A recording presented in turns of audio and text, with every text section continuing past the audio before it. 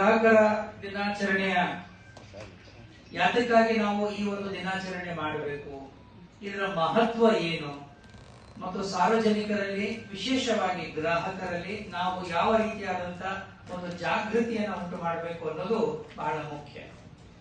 ಸಾಮಾನ್ಯವಾಗಿ ನಮ್ಮಲ್ಲಿ ಹಲವಾರು ಶಾಸನಗಳು, ಹಲವಾರು ಕಾನೂನುಗಳಿದೆ.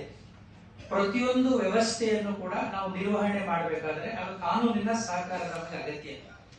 ಆದ್ರೆ ಕಾನೂನುಗಳು ಕೇವಲ ಸಂಸತ್ತಿಗೆ ಮಾತ್ರ ಅಥವಾ ವಿಧಾನಸಭೆ ಅಲ್ಲಿಗೆ ಮಾತ್ರ ಮೀಸಲಾಗಿರಬಾರ್ದು, ಅಥವಾ ಪುಸ್ತಕಗಳಿಗೆ ಮಾತ್ರ ಮೀಸಲಾಗಿರಬಾರ್ದು.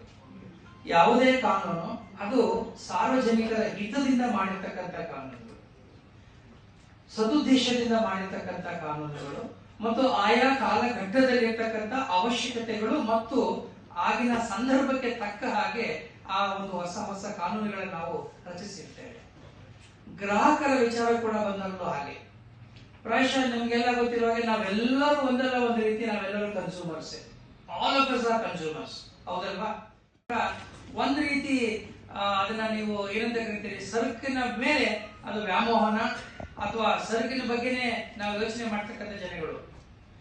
ಅಷ್ಟು ಮಟ್ಟಿಗೆ ನಮಗೆ ಆ ಒಂದು ಉಪಭೋಗ ಅಥವಾ ಕನ್ಸ್ಯೂಮರಿಸಮ್ ಅಂತ ನೀವು ಕರಿತೀವಲ್ಲ, ಅದ್ರ ಬಗ್ಗೆ ನಮ್ಮ ಒಂದು ಡಿಪೆಂಡೆನ್ಸಿ ಶುರು ಆಗ್ಬಿಟ್ಟಿದೆ.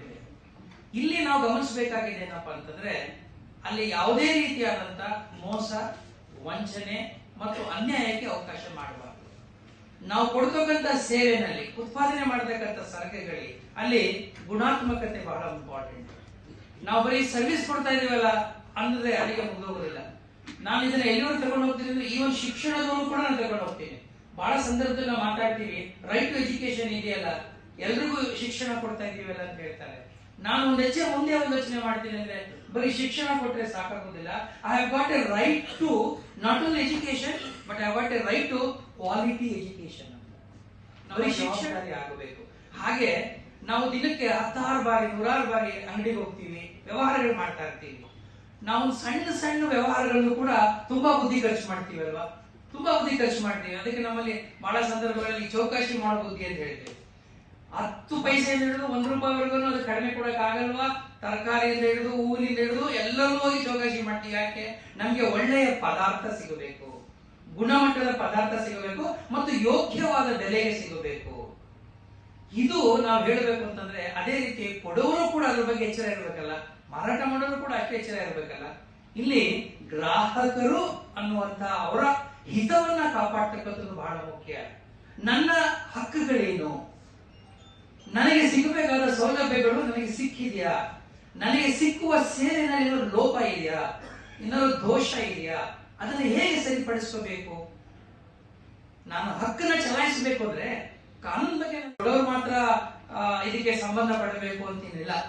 ಸೇವೆ ಕೊಡೋರು ಮತ್ತು ಸೇವೆ ತಗೊಳ್ಳೋರು, ಸರಕು ಉತ್ಪಾದನೆ ಮಾಡೋದ್ರಿಂದ ಹಿಡಿದು ಸರಕು ಮಾರಾಟ ಮಾಡಿ ಸರಕನ್ನ ನಾವು ಸೇರಿಸ್ತೀವಲ್ಲ, ಅದನ್ನ ನಾವು ಉಪಯೋಗಿಸ್ತೀವಲ್ಲ, ಎಲ್ಲರೂ ಕೂಡ ಈ ಒಂದು ಏನೋ ಆ ಕಾನೂನಿನ ವ್ಯಾಪ್ತಿ ಒಳಗಡೆ ಬರ್ತಾರೆ. ಅಂದ್ರೆ ಅರ್ಥ ಏನು? ಯಾವುದೇ ಒಂದು ವ್ಯವಹಾರ ನ್ಯಾಯೋಚಿತವಾಗಿರಬೇಕು, ನ್ಯಾಯಬದ್ಧವಾಗಿ ನಡೀಬೇಕು, ಕಾನೂನುಬದ್ಧವಾಗಿ ನಡೀಬೇಕು. ಈ ರೀತಿ ಒಂದು ಟ್ರಾನ್ಸಾಕ್ಷನ್ ಅಂತ ನಾವೇನ್ ಕರಿತೀವಿ ಸಾರ್ವಜನಿಕ ಜೀವನದಲ್ಲಿ ಆಗಬೇಕಾದ್ರೆ ಅದು ಮೂಲಭೂತವಾಗಿ ಒಂದು ನಂಬಿಕೆ ಮೇಲೆ ನಡೀತಾ ಇರುತ್ತೆ. It is basically fundamentally because of trust ಅಂತ ಒಂದು ನಂಬಿಕೆ ಅಂತ ಇರುತ್ತೆ. ಯಾವಾಗಲೂ ಅಷ್ಟೇ, ಕೊಂಡವನು ಮತ್ತು ಕೊಡುವವರು ಇಬ್ಬರ ನಡುವೆ ಒಂದು ಸಂಬಂಧ ಏರ್ಪಡುತ್ತೆ. ಆ ಸಂಬಂಧ ಹೇಗಿರುತ್ತೆ ಅಂದ್ರೆ ಆ ನಂಬಿಕೆಗಳ ಆಧಾರದ ಮೇಲೆ ಇರುತ್ತೆ. ಆದ್ರೆ ಅನೇಕ ಸಂದರ್ಭಗಳಲ್ಲಿ ನಂಬಿಕೆ ಒಂದೇ ಸಾಕಾಗಲ್ವಲ್ಲ. ನಾವು ಇವತ್ತು ಎಂತಹ ಜಗತ್ತಿನಲ್ಲಿ ಇದ್ದೀವಿ ಅಂದ್ರೆ, we live in a consumer world. Consumerism ಅನ್ನೋದು ಎಷ್ಟು ಮಟ್ಟಿಗೆ ಆಗೋಗಿದೆ ಅಂತಂದ್ರೆ, ನಮ್ಮ ಇಡೀ ಜೀವನವನ್ನೇ ಅದು ಆಕ್ರಮಿಸ್ಕೊಂಡ್ಬಿಟ್ಟಿದೆ.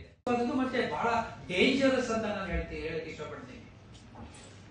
ಇದರ ಒಂದು ರೀತಿ ಏನಾದ್ರು ನಾವು ಅಡಿಕ್ಟ್ ಆಗ್ಬಿಟ್ರೆ, ಪ್ರಾಯಶಃ ನೀವು ಡ್ರಗ್ ಅಡಿಕ್ಟ್ ಆದಷ್ಟೇ ಒಂದು ದುಷ್ಪರಿಣಾಮಗಳನ್ನ ಇದನ್ನ ನಾನು ಎದುರಿಸಬೇಕಾದ ಪರಿಸ್ಥಿತಿ ಬರ್ತದೆ.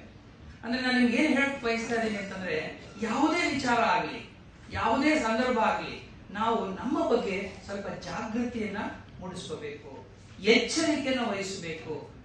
ಅತಿಯಾಗಿ ಜೀವನದಲ್ಲಿ ಯಾವತ್ತೂ ಅತಿರೇಕಗಳಿರಬಾರ್ದು ಅಂತ ಹೇಳ್ತಾರೆ.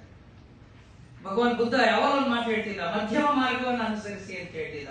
ದಟ್ ವಾಸ್ ಸುವರ್ಣ ಮಾಧ್ಯಮ, that was a middle path and that was a golden path ಅಂತ.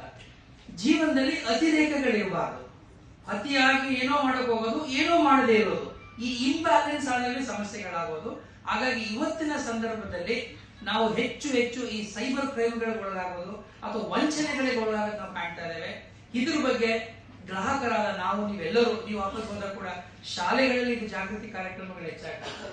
ವಿಶೇಷವಾಗಿ ಹೆಣ್ಣು ಮಕ್ಕಳುಗಳಲ್ಲಿ ಈ SHG ಗ್ರೂಪ್ಗಳು ಏನಿದೆ ಅವರುಗಳಲ್ಲಿ ವಿಶೇಷವಾದಂತಹ ಒಂದು ಈ ಆಂದೋಲನಗಳು, ಜಾಗೃತಿ ಕಾನೂನುಗಳು, ಈ ಎಲ್ಲ ಕಾನೂನುಗಳು ಕೂಡ ಸಾರ್ವಜನಿಕರ ಹಿತದೃಷ್ಟಿಯಿಂದ ತಂದಿರ್ತಕ್ಕಂಥ ಕಾನೂನುಗಳು.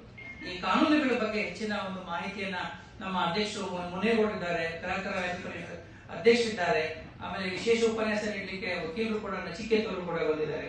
ಅವರು ನಿಮ್ಮ ಮುಂದಿನ ಒಂದು ಕೆಲವು ಕ್ಷಣಗಳಲ್ಲಿ ಇನ್ನೂ ಹಲವಾರು ವಿಚಾರಗಳು, ಪ್ರಾಯಶಃ ಅಧ್ಯಕ್ಷರು ಒಂದೆರಡು ಕೇಸ್ ಸ್ಟಡೀಸ್ ಕೂಡ ಅವ್ರಿಗೆ ಎಕ್ಸ್ಪ್ಲೇನ್ ಮಾಡಿದ್ರೆ ಅರ್ಥ ಆಗುತ್ತೆ.